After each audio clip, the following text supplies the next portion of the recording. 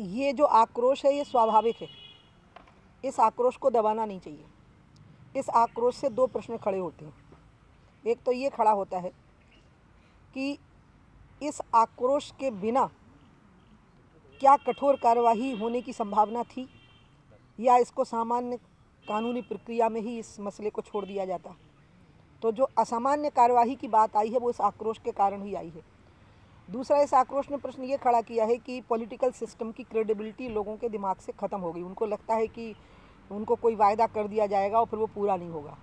इसलिए इस आक्रोश का दमन नहीं करना चाहिए, बल्कि सरकार को, सभी विपक्षी दलों को साथ में बिठा करके कोई बातचीत शुरू करनी चाहिए और कठोर से कठोर कानून के प्रावधान और उनका क्रियान्वयन जल्दी से जल्दी फास्ट ट्रैक कोर्ट में हो सके। ये चीज़ें हो जाएंगी तो अपने आप शांत हो जाएगा। लेकिन लाठी चार्ज करना निर्दोष बेकसूर लोगों पर, ये अन्यायपूर्ण है, अधर्म है, अनीतिपूर्ण है और गलत है। और पूरे देश में जो स्थितियां बिगड़ गई हैं महिलाओं के प्रति, उसके लिए परिवारों को, समाज को और कानून को, तीनों को मिल के काम करना पड़ेगा। कई घटनाओं में समाज की भी संवेदनहीनता सामने आई है कि लोग घटनाओं को देख रहे थे और जिस प्रकार से प्रतिकार किया नहीं किया गया। तो समाज की भी संवेदनशीलता बढ़ानी पड़ेगी और परिवारों को भी अपने घर के पुरुष सदस्यों को महिलाओं के प्रति सम्मानजनक रवैया अपनाने के संस्कार देने पड़ेंगे। जैसे आपको मैं बताऊंगी, लड़का जब छोटा होता है तो मजाक में कहते हैं कि तुम उससे शादी करोगे, इससे शादी करोगे, लेकिन लड़की को ऐसा नहीं कहेंगे मजाक में, क्योंकि हम ये मानते हैं कि लड़के को फ्लर्ट करने की छूट है लेकिन लड़की को छूट नहीं है। तो लड़का छोटा भी होगा तो उसकी शादी की चर्चा करेंगे और लुत्फ़ लेंगे। 4-5 साल का लड़का होगा, लेकिन 4-5 साल की लड़की होगी तो शादी की चर्चा का लुत्फ़ नहीं लेते। इससे समाज में जो भेदभाव की मनोवृत्ति है वो स्पष्ट होती है और महिलाओं के प्रति असम्मान की भावना स्पष्ट होती है।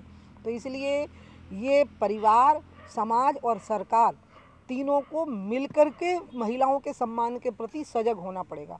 और जब ये तीनों की सजगता के परिणाम होंगे कि महिलाएं सुरक्षित होंगी। लेकिन मैं इसको गलत मानती हूँ कि महिलाएं ऐसे कपड़े पहनेंगी, वैसे कपड़े पहनेंगी तो आक्रमण नहीं होगा। आक्रमणकारी की तो मनोविकृति कारण है उसका, उसके महिला के कपड़े से कोई संबंध ही नहीं है। और ये तो फिर वैसे ही हो जाएगा जैसे सुनार की दुकान पे कोई चोरी करने जाएगा, वो कहेगा कि गहने मुझे दिखाई दिए थे इसलिए मैं चोरी करने के लिए आया। इससे उसका अपराध कम नहीं होता है। इसलिए बात कपड़ों की नहीं है, बात तो मनोवृत्ति की है और मनोविकृतियों की है। और मनोविकृतियों को ठीक करने का जो काम है वो सबसे पहले परिवार का है। फिर मनोविकृति यदि बाहर अभिव्यक्त होती है तो उस पर कंट्रोल करने का काम समाज का और सरकार का है। बलात्कार के लिए फांसी की सज़ा होनी चाहिए, इस बारे में तो सभी लोग कह रहे हैं, कोई इसके लिए ना कर ही नहीं रहा है। लेकिन लोगों का आक्रोश अगर नहीं थम रहा है तो लोगों को विश्वास नहीं हो रहा है ना, इसलिए आक्रोश नहीं थम रहा है। तो आक्रोश को दबाने के बजाय उनके साथ संवाद करेंगे और कोई निर्णय उनके बीच में घोषित करेंगे आपस में विचार विमर्श करके राजनीतिक दलों के साथ में, तो लोग शांत हो जाएंगे। लेकिन लाठी चार्ज करना, उनको बर्बरता के साथ उनके साथ बर्ताव करना, ये नहीं होना चाहिए। तो इसका मतलब है कि क्रेडिबिलिटी जो है ना वो पॉलिटिशियंस की डाउट में है लोगों के मन में। अफजल गुरु को आज तक फांसी नहीं हुई, जबकि उसको फांसी देने में क्या जाने वाला था। सब बातें इतनी स्पष्ट हैं, एकदम करतलगत आमलक समाना थी।